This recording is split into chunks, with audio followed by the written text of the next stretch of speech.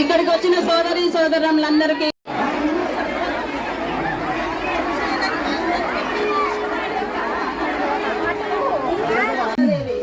నేను 20 సంవత్సరాలుగా ఏ గవర్నమెంట్ వచ్చినా అప్లికేషన్ వేస్తున్నాను. ఇంతవరకు నాకు ఏ గవర్నమెంట్ స్థలం ఇవ్వలేదు.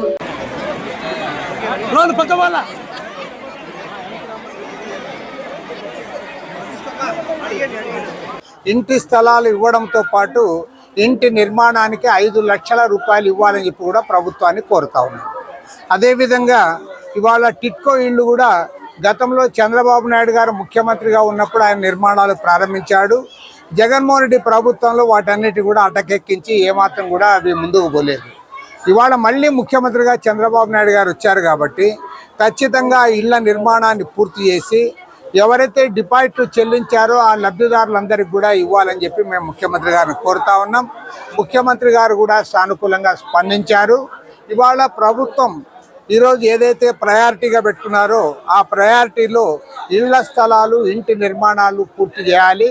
ఖచ్చితంగా రాబోయే 2 ఏళ్ల కాలంలో వీటన్నిటి కూడా పూర్తి చేసి పేద వర్గాల చిరకాల వాంఛను వారి యొక్క దాన్ని నెరవేర్చాలని చెప్పి ప్రభుత్వాన్ని కోరుతా ఉన్నాం.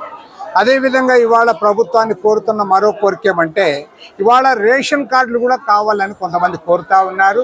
ఎవరికైతే నిజంగా రేషన్ కార్డులు లేవో వాళ్ళ లిస్టు కూడా ఎన్యూమరేట్ చేయాలి, వారికి కూడా ఇవ్వాలని చెప్పి కూడా ఈ సందర్భంగా విజ్ఞప్తి చేస్తూ ఉన్నాం. భారత కమ్యూనిస్ట్ పార్టీ ఆధ్వర్యంలో 26 జిల్లాల్లో కూడా ఈ కార్యక్రమాన్ని చేపట్టాం. ఇప్పటికే దాదాపు 100 పట్టణాల్లో మండల కేంద్రాల్లో ఈ కార్యక్రమాన్ని నిర్వహించడం జరిగింది.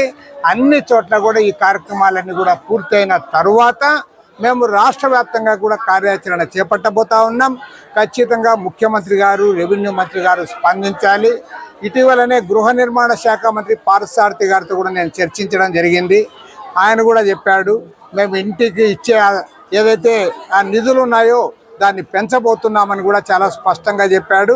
ఇవాళ 24వ తేదీ నుంచి బడ్జెట్ సమావేశాలు జరుగుతున్న నేపథ్యంలో మేము ముఖ్యమంత్రి గారిని అదేవిధంగా ఆర్థిక శాఖ మంత్రి పయ్యావుల కేశవ్ గారిని కూడా మేము కోరుతా ఉన్నాం. ఈ బడ్జెట్లో ఖచ్చితంగా ఇంటి స్థలాలు కొనుగోలు చేయడానికి, ఇంటి నిర్మాణానికి తగినన్ని నిధులు కేటాయించాలని చెప్పి కూడా ప్రభుత్వాన్ని కోరుతా ఉన్నాం. ప్రభుత్వానికి కొన్ని ఇబ్బందులు ఉన్నమాట వాస్తవమే, కానీ మనసుంటే మార్గం ఉంటుంది. కాబట్టి ఏమంటే గవర్నమెంట్ స్థలాలు ఇవన్నీ కూడా ఎప్పుడు అయిపోయినాయి. కాబట్టి గవర్నమెంట్ ఎక్కడైనా ఇవ్వాలనుకుంటే ఖచ్చితంగా ప్రైవేట్ స్థలాలు కొనుగోలు చేయాలి. అందుకోసమే మీరు అన్నట్టుగా ప్రభుత్వాన్ని కోరేది ఏమంటే బడ్జెట్ ప్రవేశపెట్టే సందర్భంలో ఇంటి స్థలాలు కొనుగోలు చేయడానికి ఖచ్చితంగా ఇవ్వాలి. గతంలో జగన్మోహన్ రెడ్డి ప్రభుత్వంలో 31 లక్షల మందికి ఇచ్చామని చెప్పారు. కానీ సెంటున్నర కొన్ని చోట్ల ఇచ్చారు, కొన్ని చోట్ల అసలు వారు ఇచ్చిన స్థలాలు ఏమాత్రం కూడా ఇంటి నిర్మాణానికి ఉపయోగపడడం లేదు.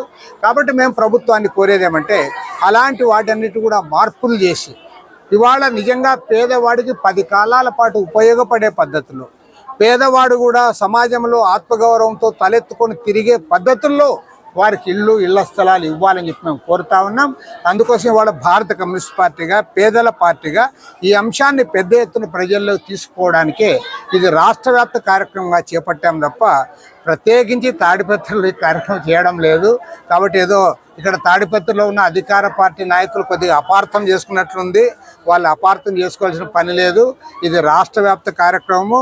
రాష్ట్రంలో అన్ని చోట్ల పేదవాళ్ళందరికీ కూడా మేము సమీకరించి ఈ కార్యక్రమం చేపట్టాం తప్ప ఇక్కడున్న ఎమ్మెల్యేకో మున్సిపల్ చైర్మన్కో వ్యతిరేకంగా చేపట్టిన కార్యక్రమం కాదు. అది వారు అర్థం చేసుకోవాలని కోరుతారు. అట్లాంటి చేసాము, అమౌంట్ మనం ఓపెన్ చేయదలుచుకోలేదు. అట్లాంటి చేసే పని పార్టీ కాదు మనది. తర్వాత ఎవరైనా అట్లాంటి చేస్తే కూడా వాళ్ళని దండిస్తాం, వాళ్ళని కంట్రోల్లో పెడదాం. ఇంకోటి కూడా మేము చెప్పదలుచుకున్నాం, దీంట్లో ఏదో మా పార్టీనే చేయాలనేది ఏం లేదు. అన్ని పార్టీలు కలిసి పేదవాడికి అండగా నిలబడాలని చెప్తాం. ఖచ్చితంగా పట్టణాల్లో ఉన్న వాళ్ళ బాధాకరమైన అంశం ఏమంటే 10 ఏళ్ళుగా 20 ఏళ్ళుగా ఉంటా ఉన్నాం. మేమంతా చాలా అసలు బాడుగులు కట్టుకుంటా ఉన్నాం, ఇబ్బందికరమైన పరిస్థితులు ఉన్నాయి, ధరలు పెరిగినాయి అని ఈ రకంగా అందరూ కూడా వాళ్ళంతా గోడు వెళ్ళబోసుకుంటా ఉన్నారు. అందుకనే జగన్మోహన్ రెడ్డి ఫెయిల్ అయిపోయినాడు. 33 లక్షల మందికి రాష్ట్ర వ్యాప్తంగా ఇళ్ల స్థలాల పట్టాల కాగితాలు ఇచ్చినాడు, కానీ ఎక్కడ కూడా నిర్మాణం జరగలే. మీరు 1,80,000 రూపాయలతో ఇల్లు ఎట్లా కట్టుకుంటారు?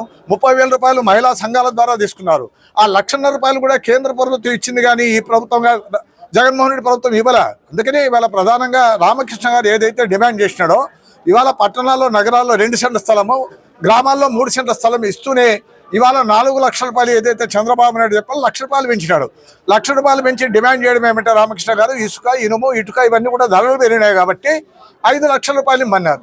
తండోపతండాలుగా జనం ఎందుకు వస్తున్నారంటే ఇంతవరకు ఇళ్ల స్థలాలు ఇచ్చిన పాపాన పోలే.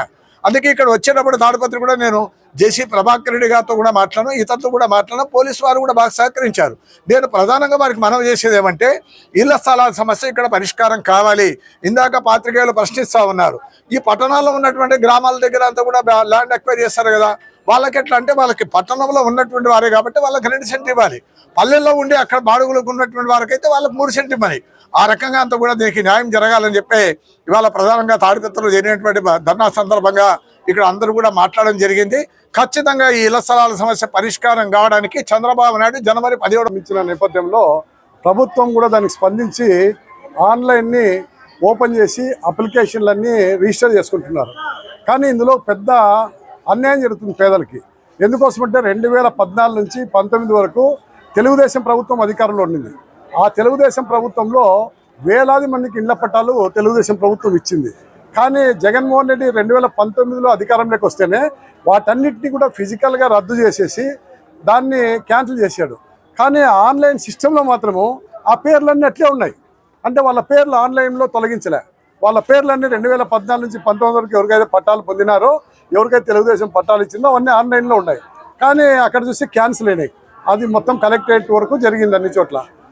తర్వాత 2019 నుంచి 24 వరకు జగన్మోహన్ రెడ్డి ప్రభుత్వం వచ్చి వాళ్ళు కూడా పట్టాలు ఇచ్చినారు.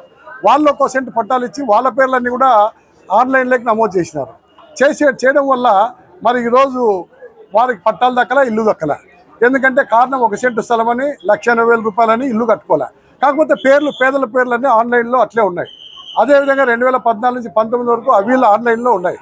కాబట్టి ఈరోజు కొత్తగా ఇళ్ల స్థలాలు కావాలని చెప్పి అర్జీ పెట్టిపోతే వాళ్ళ అర్జీ అది స్వీకరించడంలో ఆన్లైన్. ఎందుకంటే మీకు ఆల్రెడీ ఇచ్చారు కదా, మీకు పట్టా ఉంది కదా అని చెప్పనని తహసీల్దార్లు చెప్తా ఉన్నారు. వాస్తవంగా పేదలకు పట్టాలు దక్కలేదు. దక్కిన పట్టాలు కూడా క్యాన్సిల్ చేశారు. తెలుగుదేశం జగన్మోహన్ రెడ్డి క్యాన్సిల్ చేశాడు. జగన్మోహన్ రెడ్డి ఇచ్చిన పట్టాలు నిరుపయోగంగా మారినాయి. దానికోసమని పేదలకు అన్యాయం జరుగుతుంది. ఈరోజు ముఖ్యంగా ఈ తాడిపత్రి కాన్స్టిట్యున్సీలో చేస్తున్నాం కాబట్టి కొంచెం అంతో ఇంత ప్రభుత్వం దగ్గర కానీ చంద్రబాబు నాయుడు దగ్గర కానీ గట్టిగా మాట్లాడే వ్యక్తి జేసీ ప్రభాకర్ రెడ్డి ఎమ్మెల్యే కాకపోయినా, మాజీ ఎమ్మెల్యే హోదాలో అయినా చంద్రబాబు నాయుడు గారు చెప్పి రాష్ట్ర వ్యాప్తంగా ఉన్నటువంటి సమస్యని పేదలకు అన్యాయం జరుపుకోకుండా ఆన్లైన్లో ఉన్నటువంటి గతంలో ఉన్న పేర్లన్నీ కూడా తొలగించాలా. లేదంటే సచివాలయం